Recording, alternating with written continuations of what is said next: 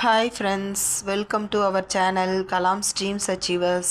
இன்றைக்கி நம்ம பார்க்க போகிறது வரலாற்றை பற்றிய ஒரு சில பொது அறிவு தகவல்கள் தான். பட்டியல் 1ஐ பட்டியல் 2உடன் பொருத்துக.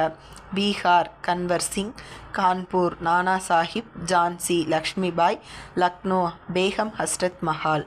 பின் வருபவைகளில் எது சரியாக பொருந்தியுள்ளது? தத்துவ போதினி சபை, தேவேந்திரநாத் தாகூர். கீழ்கண்டவைகளில் எது சக்தி இயக்கத்தின் நோக்கம்? பிற மதங்களுக்கு மாறிய இந்துக்களை மதமாற்றம் செய்வது. ஜமீன்தாரி திட்டத்தை அறிமுகப்படுத்தியவர் காரன் வாலிஸ். இந்தியாவிற்கு துருக்கி ஆட்சியை உண்மையில் நிறுவியவர் என கூறப்படுபவர் யார்? குத்புதீன் ஐபக். ஹரப்பா நாகரிக காலத்தின் முன்னோக்கிய நீர் மேலாண்மை முறை கண்டறியப்பட்ட இடம் லோத்தல். உடன்கட்டை ஏறும் முறை சட்டத்திற்கு புறம்பானது, தண்டிக்கத்தக்கது என வரையறுத்த ஒழுங்குமுறை எது? ஒழுங்குமுறை எண் 17, டிசம்பர் 1829.